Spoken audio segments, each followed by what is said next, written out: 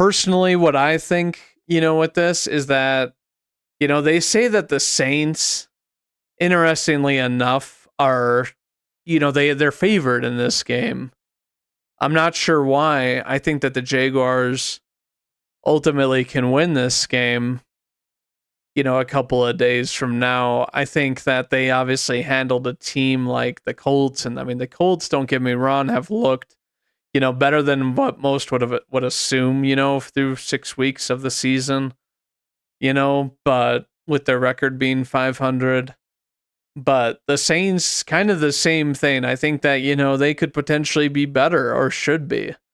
I think that it's kind of, crazy looking back that I look at my Packers team, a team that came back from 17. They were down quite a bit and had to score 2 touchdowns to beat this New Orleans team. But it's interesting because I think that, the Saints defense is looking like, potentially they're being kind of figured out. It's not like teams are putting a ton of points on them still because they're still going to be pressuring the QB quite a bit. But I think that Jacksonville will struggle, don't get me wrong. I think the main thing with the reason why New Orleans struggled against the Texans this last week was because the Texans have a really good O-line. I think it's very underrated. You have Laramie Tunzel, who obviously they traded for many years ago because he was one of the best, young left tackles in the league at the time. And it was like, oh yeah, let's trade for Tunzel to protect, Deshaun Watson years ago, with the Texans. And then, the rest of their O-line has allowed an abysmal amount of pressures, which I wouldn't say is the only reason why Stroud is looking good. Like, you still have to be able to make the throws, make correct reads, and all of that. And he's doing it with very limited weapons. The Jaguars, I would say, have, better weapons, but I would also say that they don't have as good of an O-line. You know, I think that ATN is having a good season. He's got 51 yards through 6 games, not mind blowing or anything like that. But I think that, Christian Kirk and Calvin Ridley are both, doing really well. And it's the kind of system where Trevor Lawrence is going to be distributing the ball all around the field. I think it's kind of crazy that he's got, 3 interceptions to only 7 TDs at this point, but obviously his completion percentage, is pretty high, good amount of yards, and overall he's playing really well and playing a lot better, I think, than he has in previous years. And he doesn't have the inconsistencies where it's like you have these games where it's like, oh, you're not getting it to anybody. Moving on to the Saints, obviously we have Derek Carr completing a little bit less of a passing percentage with less yards. Granted, he did miss like half a game, against my Packers or whatever. And then Alvin Kamara coming back, and obviously, within 2 games he's been back. Almost 100 yards each game. That's good off of 52 yards. Obviously, that's really good. I think that Jacksonville is very much built against the run. That's why, last week, ultimately, Jonathan Taylor struggled a bit and they just weren't able to really run it against the Jaguars, but looking at this game, I personally think that, maybe, and now that I'm actually thinking about it, I do think that New Orleans should be the favorite in this game. I think Jacksonville is coming off of way more momentum, having won their last 2, I'm pretty sure. But yeah, let's just look at that really quick. Um,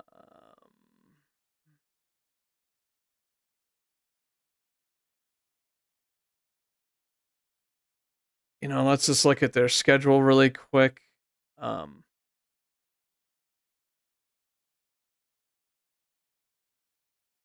Obviously, I mean, the thing is that they did beat the Detroit Lions too earlier in the year. Or wait, this is No, I'm totally looking at the wrong thing. Their only loss, early that looked like kind of bad, a game that they should have won against the Chiefs, and obviously whooping the Colts week 1, you know, closer game.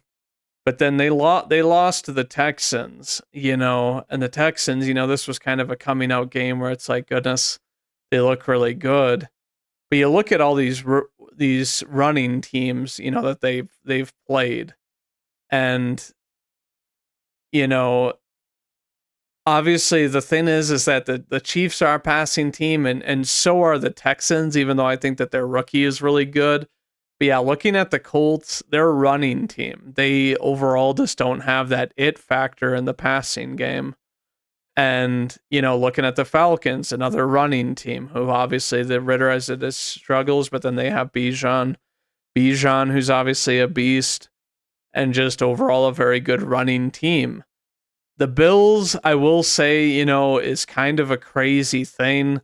I think that this kind of went against the grain due to the fact that, obviously the Bills, they couldn't run it this game, but I wouldn't define them as a running team, type of thing. And then at this, the thing about the New Orleans, looking at this, is that they can run the ball.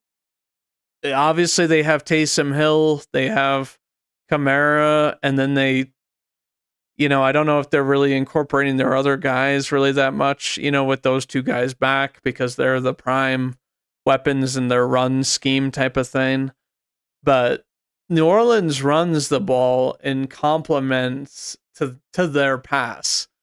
I think that Carr does a really good job of option and ultimately, so, choosing whether or not he's going to pass the ball type of thing because of what they do to prepare against the run. Because obviously, looking at New Orleans, you've got Olave and Thomas this year is finally kind of producing and not getting hurt type of thing. But Olave as he looks a bit faster, and I mean he can still jump high in the air and essentially just be out physical the most corners, because most corners aren't going to be able to jump and be able to keep up with his speed and go up as high as he is for a ball. I'd like to see more from Olave, I'm not going to lie, through 6 games, but and only 1 touchdown. But I think that this team primarily does like to use their running attack to get it into the end zone. I mean, obviously you see Carr through 6 weeks, only 5 TDs. That seems abysmally low, but they have had an offense that gets yards, but underperforms when they get in the red zone. I think that, obviously, near 1,300 yards, it's not bad through 6 weeks, but it's definitely I would say it's very average. A pretty good completion percentage.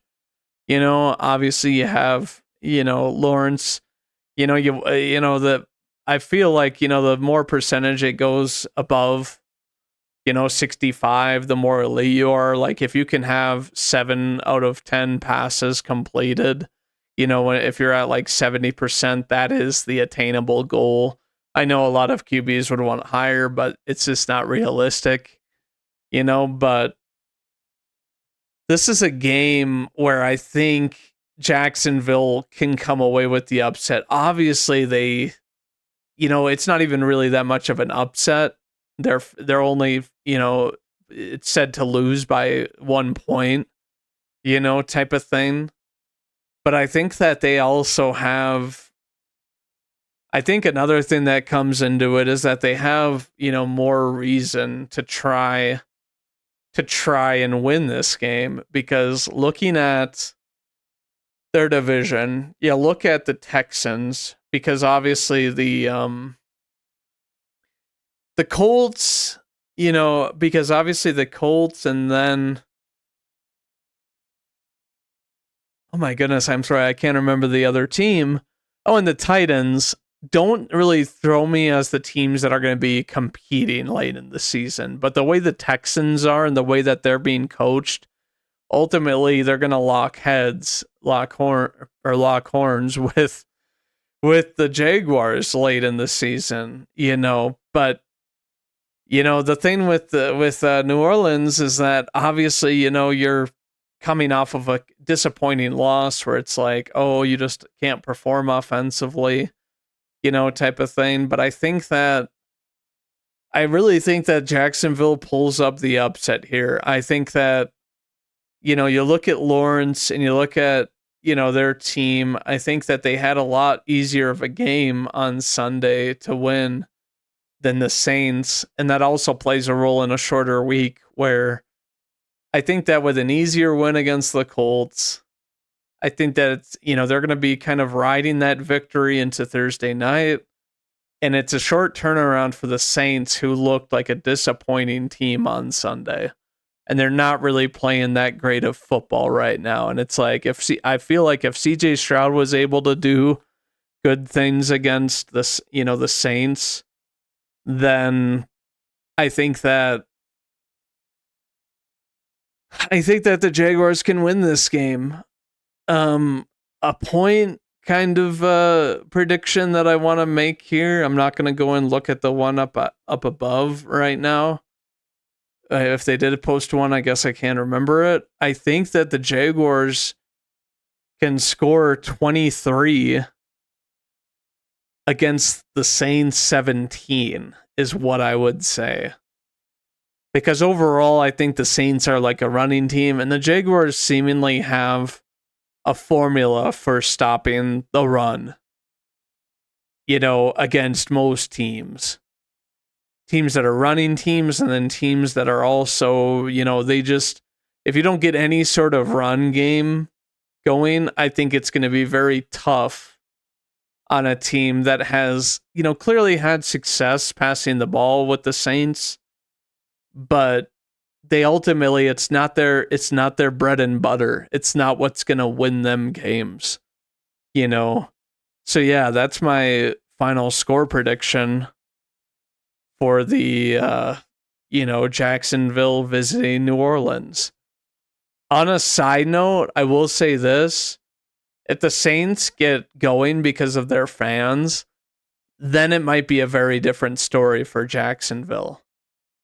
But even then, I still think that they match up really well, and I think that, the run defense of Jacksonville is just way too stout. And even if that's the case, if the Saints, start to get the crowd involved in the Superdome, which is, a loud stadium, I still think that the Jaguars win by probably like 6 points, like 20-14 or something like that. But overall, those are kind of my predictions.